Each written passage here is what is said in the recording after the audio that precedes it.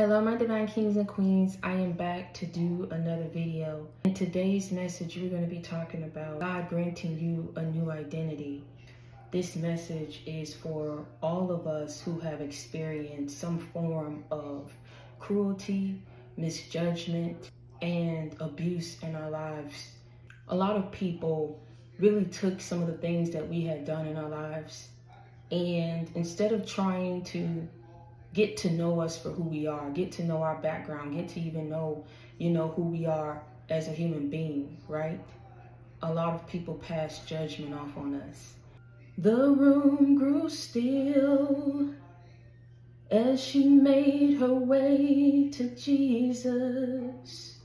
She stumbles through the tears that made her blind. She felt such pain, some spoke and anger.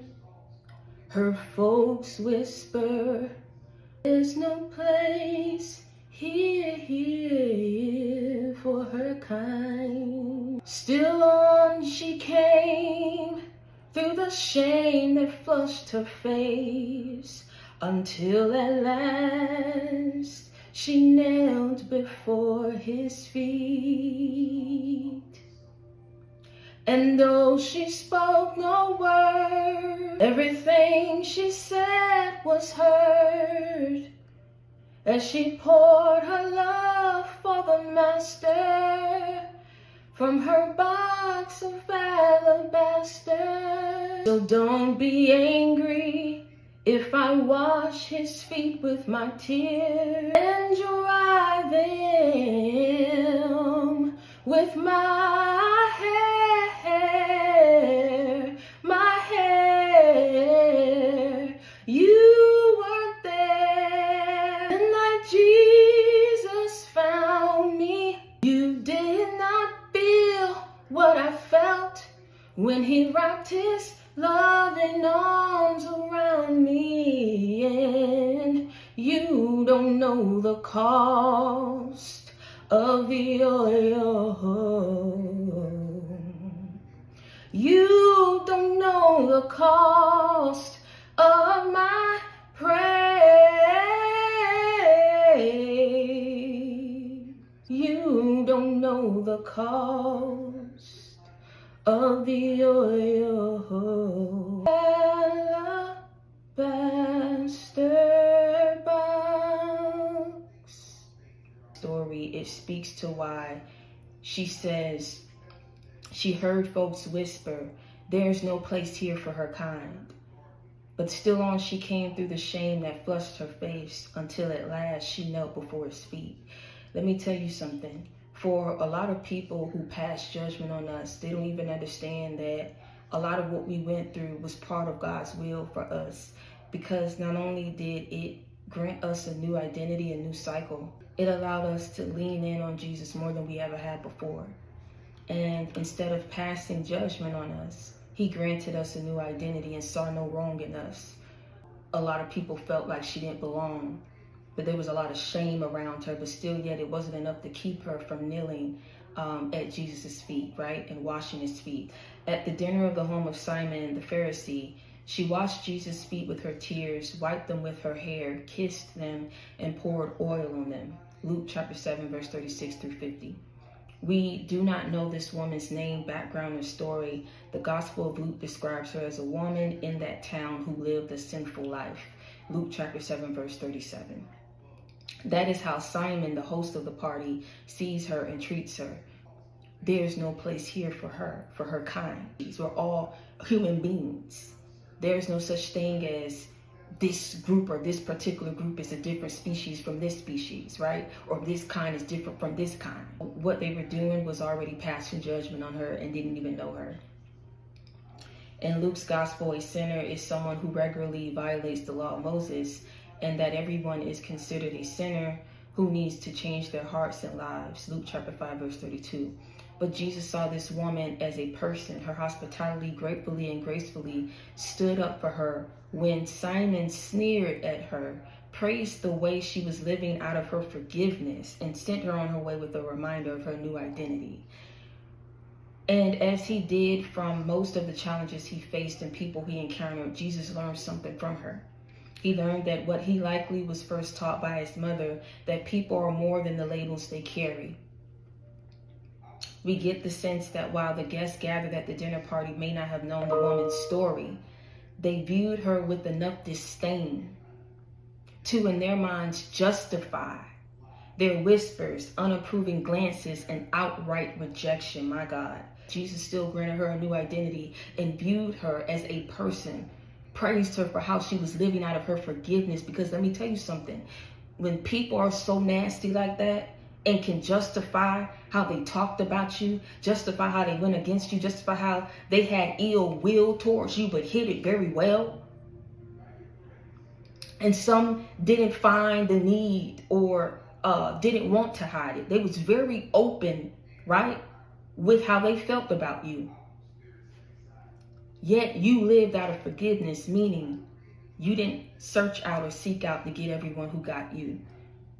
When you found out what was being done behind your back, when you found out what was being said, when you found out people's true character and nature, how they summoned up evil, how they wished evil for you, how they sent evil your way, how they never liked you, and your family group, and your ex-friend group, and a lot of people that you encountered. Yet you lived out of forgiveness, meaning you forgave people and you kept trying to find a way forward, a way out, right? They viewed her with enough disdain to, in their minds, justify their whispers, unapproving glances, and outright rejection. Yet Jesus saw her as a person. He did not reject her touch, shun her kisses, or impugn her motives. If the teaching that people are more than the labels they carry had been an abstraction to him, in that moment as the woman's tears mingled with the oil from her jar, Jesus learned that this teaching changed lives. Further, he learned that the forgiveness of which he preached was more than a spiritual transaction. He learned that it was a life-giving force. Being forgiven meant that the woman could walk the streets of the city with her head held high. Being forgiven meant the woman could walk the streets of the city with her head held high, with her priorities in place, and with her spirit whole. It meant that she can go to dinner and not have to grovel when the self-righteous told her she didn't belong. Jesus saw this forgiveness shining in her. Finally, from this woman with the alabaster box, with the alabaster jar, he learned that it was not only the religious scholars, the high-ranking officials, or those able to provide lavish banquets who could contribute to the well-being of others.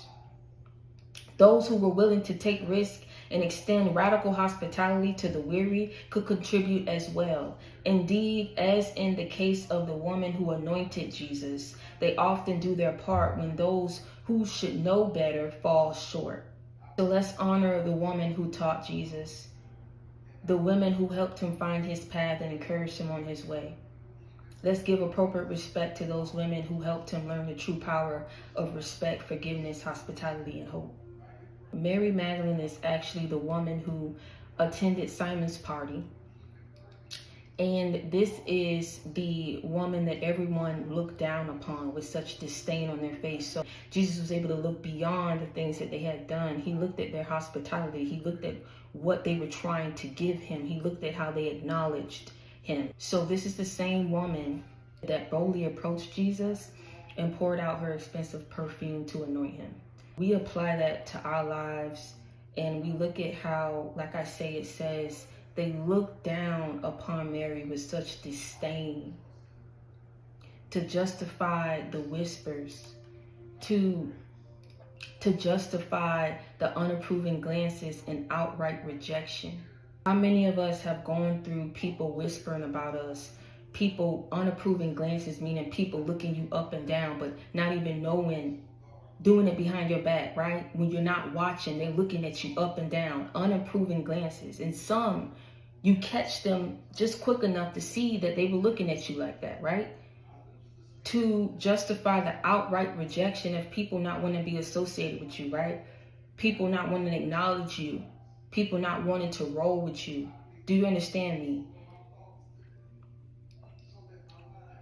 A lot of it came from jealousy. A lot of it came from envy. He looked past the judgment because only God has the power and authority and right to judge. Living through forgiving those who look down upon you.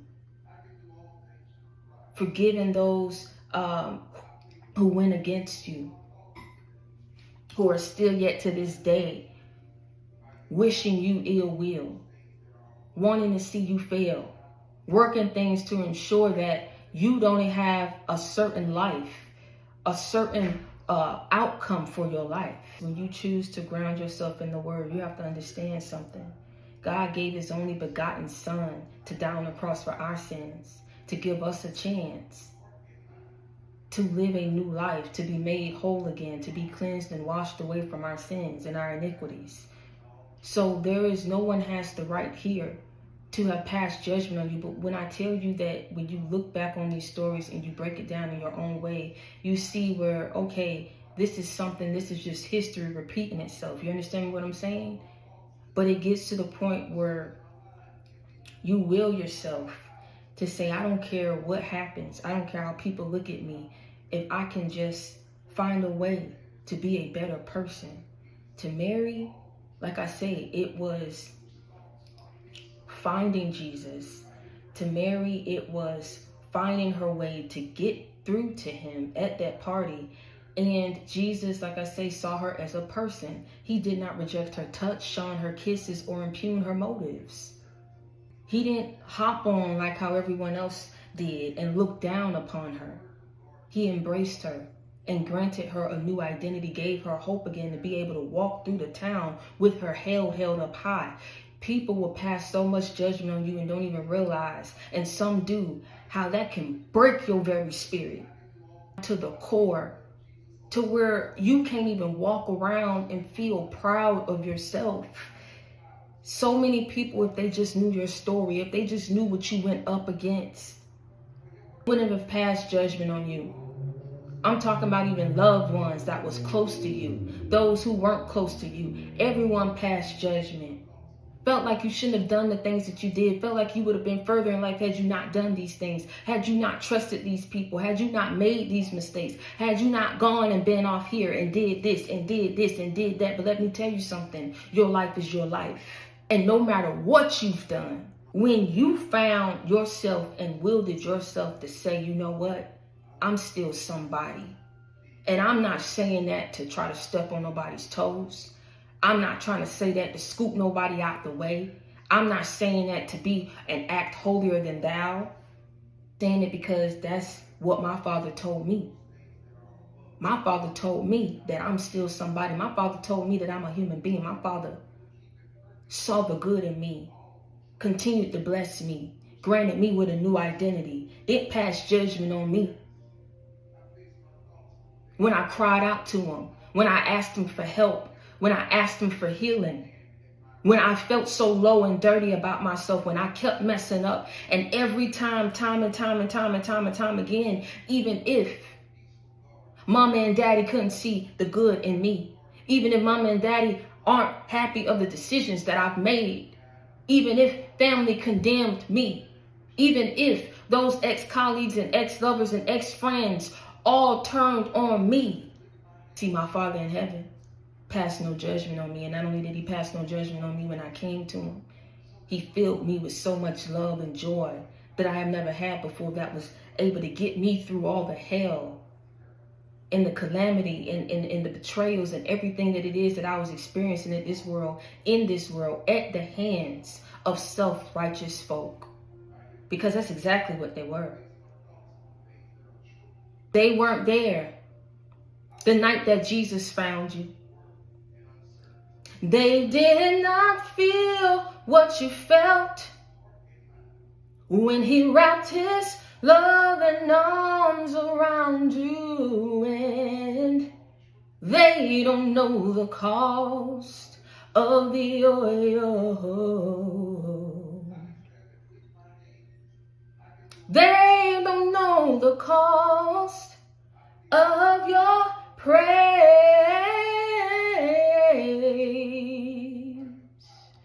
They didn't know the cost of the oil. Why I love that song? It's because it speaks a lot to how Jesus views us, how he loves us, and also how he says, come to me as you are. If people truly believed in him and followed him and worshiped him, a lot of people wouldn't have condemned you and criticized you the way that they did. They wouldn't have had all that envy and jealousy up in them that made them do the evil that they did and continuously. You understand me what I'm saying? It opens our eyes to, like I say, how people can do us when they feel that they are better. I guess it makes them feel larger than life to condemn you. I guess it makes people feel larger than life to know that they had a hand in delaying you or holding you back in some type of way, hurting you. But like I say, Jesus looked beyond the labels that people gave you. Look beyond how people treated you. Look beyond what people said that you don't belong here. They want to associate with you. It was easy for them to betray you, easy for them to talk about you and not feel bad about it. I'm talking about things that didn't need to be talked about, things that shouldn't have been joked. Your hair, the clothes you wore, who you were as an individual. I'm talking about when I say from ABC to XYZ, 1, 2, 3, everything was being judged. And not only did they judge it amongst themselves, they spreaded it across. We get this sense that while the guests gathered at the dinner party may not have known this woman's story, no one took the time to know the things that you had gone through. You couldn't help that people were so nasty and cruel to you. You couldn't help that you felt the need and felt compelled to get out there on the limb for people. Yet, they listened to people to go up against you and judge you, people who didn't even step out on that limb. They haven't even stepped out on that limb. Wherever they are, they didn't step out on that limb like you did. Didn't want to come to the rescue like you did. Didn't want to help like you did. Didn't want to be a friend like you was. Didn't want to be loving and caring and compassionate and giving like you was. Hospitable like you was. Forgiving like you was. Yet they sat wherever they were and got into the minds of other people that you went out on a limb for, that you was good to, that you did love from a special place in your heart, that you wish no ill will towards. Got up in these people's minds, got up in their heads, got up in their energy. And just as sure as you jumped down on the limb for these people, it's just as sure that as quick as these people got to where they needed to be and you patched up and glued up what you needed to patch and glue up, they left you stranded.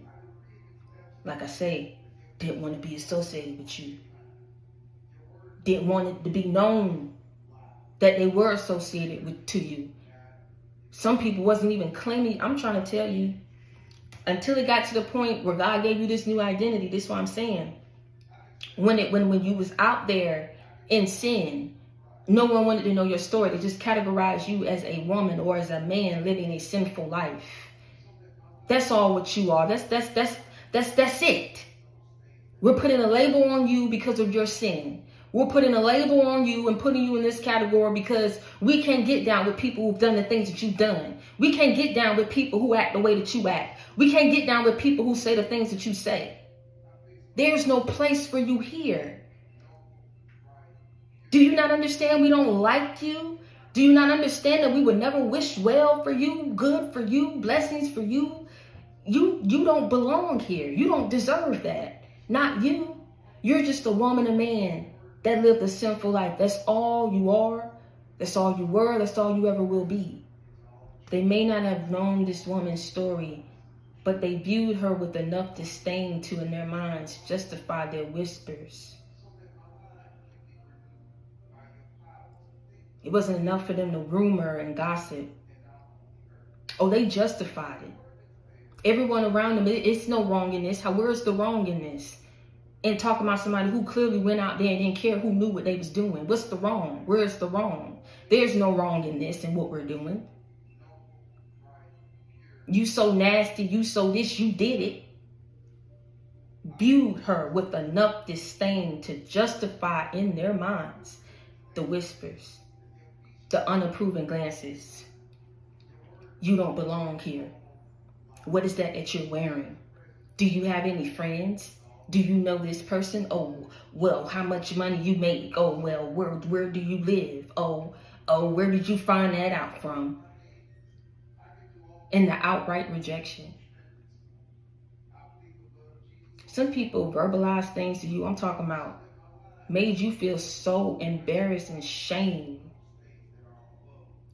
Like you're not human. Like there's something wrong with you and nothing wrong with them. But everything is wrong with you. And this is why I say about when we talk about God hiding you in plain sight, what we take from that and God hiding you in plain sight. When he can see the good in you, when he can see the potential in you and know that if the world truly had their way with you, you would never be able to reach and step into this full potential. What he does is he protects you, right? He puts this force around you, this barrier around you, to where even though you're around these people don't truly know who you are. Like I say, they don't get the time to know you. Whatever is supposed to happen is supposed to happen the way that it happens. Why?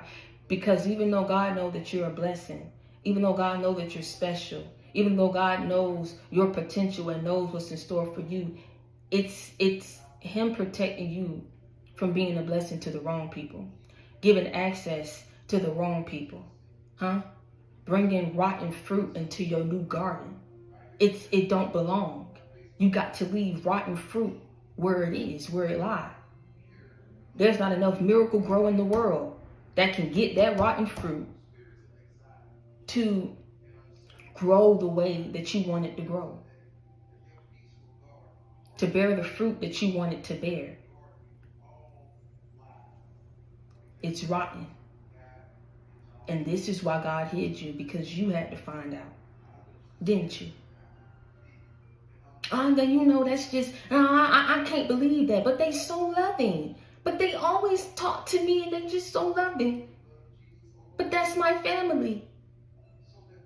No, not them. If I cut them off, that's my only friend that I've been, not them, no. Hiding you in plain sight taught you a lot of lessons too, didn't it? See, in him hiding you in plain sight, God know that he blessed you to have the winning hand. But it ain't for everybody else to know that you got the winning hand. And so when everyone played their card, they made the wrong move. See, God knew it was going to happen. Jesus was walking with you to ensure that when you found out, and when it happened in your life and manifested in your life, that he would be there to hold you and to embrace you, to get you through. Do you understand what I'm saying? Some things had to be revealed to us because we didn't want to see what was right there in front of us. The same as people could not see what was right there in front of them. Seeing you as a person, seeing you for who you are, the things that you've done, and helping people, and blessing people, being nice to people, being giving, being forgiving. Everybody trying to win, everybody trying to stump on everybody's toes. Everyone that they went to, everyone that they collaborated with, did not have the winning hand. But the one who was hidden in plain sight, that they passed so much judgment on, that they did not believe in, that they ostracized and criticized, looked you up and down, outright rejection, outright rejected you, overlooked you, whispered and gossiped, looked at you with unapproving glances, didn't think that would hurt you. I mean, we all human. See, this is what I'm saying about the energy that these people dwell in. It's rotten. There's no way to break down rotten, evil, negative, toxic. What it is what it is. Take it at face value. So while everybody was going down the list with you, they should have been looking at themselves and self-reflecting. Everybody made their move, and whatever move it is that they made, it showed you who they are. Now you know who you are. God knows who you are. God knows what he blessed you to have. He see the potential in you. So it was really frustrating and confusing as to why you was being treated and judged the way that you was. To teach a lesson on both ends. And that lesson is for you to continue to live and through forgiveness, continue to live in forgiving those who have wronged you, because you understand who you are and what you're meant to do. You know what God has already instilled in you. You know. So no matter, there's no force of evil. There's no higher power that's above God. But see, this is the world we live in. This is just history repeating itself. You can't get too up in your feels about it. You just have to pray about it. Do you understand me? You have to pray to him. God, you see the people who are going up against me, who wish me ill will. Father, you see what I'm going up against. You see what I am battling. They have collaborated with others to go up against me. They have spoken very down upon me and on my name and on my life. They have wished me ill will, Father. They have been relentless in going up against me. They have been relentless in passing judgment on me. They do not know me, Father, yet they hate me so.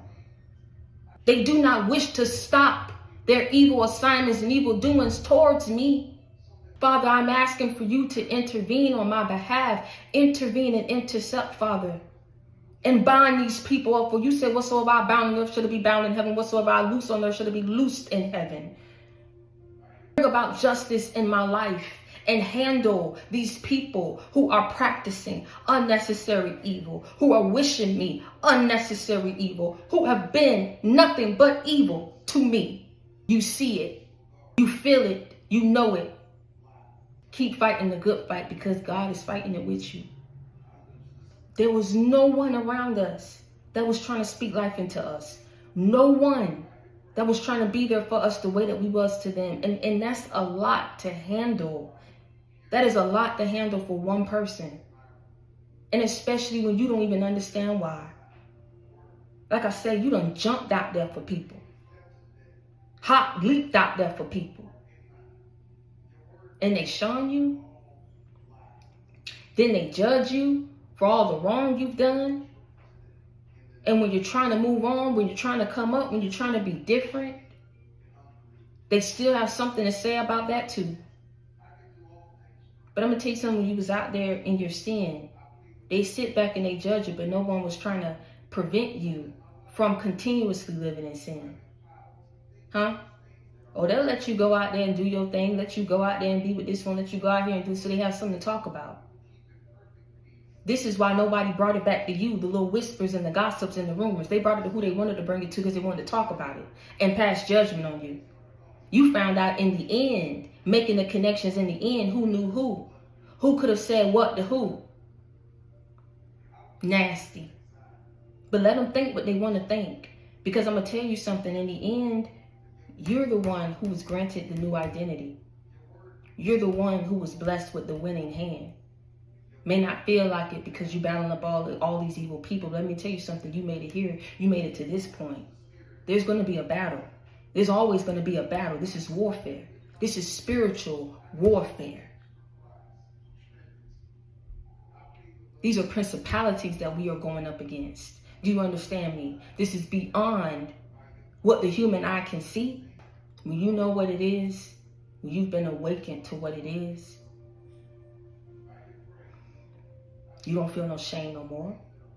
Because when God comes through and he uplifts you and he surrounds you, there, you have to understand something. Like I say, you weren't there when Jesus found me. You did not feel what I felt when he wrapped his loving arms around me. That is a feeling that we've been praying our whole lives. A feeling that we've been praying for our whole lives. Just to feel a warm embrace and let us know we are not the nasty scum, bottom of the earth, bottom feeders that people tried to make us out to be. We are human beings. And God said, high look low. Jesus was walking with you and saw your good deeds. And I'm going to tell you something. If he can sit back and say you were being good to the wrong people, but these wrong people, the ones who was passing judgment, it speaks volumes for the labels people passed on you, but so self-righteous and not being able to self-reflect on who they are. Rotten and evil and conniving and untrustworthy. Disloyal. Jesus presented himself to you and surrounded you with his love. He told you, I see you for who you are. And it's nothing like what these people said about you. You're beyond the labels that they put on you. So what it did, being forgiven, meant the woman could walk the streets of the city with her head held high, with her priorities in place, with her spirit whole. It meant she could go to dinner and not have to grovel the self-righteous when the self-righteous told her she didn't belong. Let me tell you something. If Jesus could look at these people and say, let me tell you something, be wary of those who portray themselves, right, to be better than someone, right? Be cognizant of people who are self-righteous and holier than thou. I'm gonna tell you something. They think that's what Jesus would want, to go around and hold a Bible and throw a scripture on everyone, and anyone who don't belong, anyone who don't tie in, anyone who's not aligned, they're passing judgment. And they think that that's gonna get them in the gates of heaven. They think that that's just a seal of approval, that they've earned their wings. But they don't even realize how they're truly being viewed and judged. He sit high and look low. If you are who you say you are, you carrying around that Bible, let me tell you something. If somebody messing up, give them a Bible too. Break down that word for them too. Tell them, listen, it don't even matter if you knew Jesus and you messed up. Let me tell you something. You can find your way back. That's what he looks at. Not, oh, they did that. You gonna be that forever. You just gonna be a liar forever. You're gonna be the whore forever. You are going to be the scum of the earth forever. You're going to be this forever. Disapproving of you, of your ways, of your life. You didn't retaliate the way that people thought that you would. You just carried on because it was already hurtful enough that no one believed you, that people was straight judging you, looking down on you, didn't know how bad it was, didn't care. When people had every opportunity to let you live, they was trying to drown you in shame, drown you in disappointment, go up against you, have people look at you bad. My God, you wouldn't even want to know the half of things that people said about you to other people. Let me tell you something. However it spread, whoever it got to, and God granted you a new identity, it was that sense of fulfillment, that life that was spoken back into you. That gave you that push that you needed to say, you know what, life ain't that bad, man. It ain't all good, but I ain't gonna complain. It was bad, I learned lessons from it. When it's good, I'm gonna sit back and I'm gonna enjoy the blessings in this new phase, in this new cycle with my new identity. Rotten fruit can't be planted into my new garden. Whatever you feel, whatever you got to take up, whatever you have done that you are now feeling shameful about because people's trying to make you feel shame. You got to tell people in the most polite way, take that up with God, because I ain't trying to hear it. There are evil people that exist. There are people who are not right up here. Yeah, they do things like that. But it's calling judgment and calling people to action and revealing things like, look, don't be so gullible. And knowing that evil out there exists, and nobody has to have a reason why they want to be evil towards someone. No one has to have a reason as to why they want to be fake towards someone or put someone down. I guess it makes them feel larger than life. But let me tell you something about who you are. If people feel like they have to do that or chump you to feel larger or bigger or better than you, I mean, who are you that got people up in their head and got them like that, that were thinking that this is what they have to do to feel better than you? You have to start recognizing who you are. And him putting people up in their place about you, and him granting you a new identity and seeing you for who you are, who you've always been, in more ways than one is in showing you this is a battle. It's a fight. It's not easy. There's some good. There's some bad. There's some ugly. There's some in between. But if you stick with me, I got you. And I'm going to make sure that you get through, because that's just how it goes. You understand what I'm saying? He's not going to leave his people behind. He's not going to leave his people to fend for themselves. Not when you've been so good. And that's all you've given to people, even those who've been nasty to you, who were secretly being nasty. I'm going to tell you something. You don't know the half. You don't know. I'm trying to tell you something. And people looking at you the way that they did, perceiving you with hate, with envy, disdain, disgust. Whatever they had, however they viewed you to justify them being evil to you, the whispers, the rumors, the lies, they ain't gonna feel so large when God passed judgment on them. But when I tell you it was like enough to take us out, I truly do feel that's what people's aim was and end goal was. And it's just because of our light. You didn't do anything to deserve that. What did you do? There's no justification. The only justification that these people had was they don't belong here.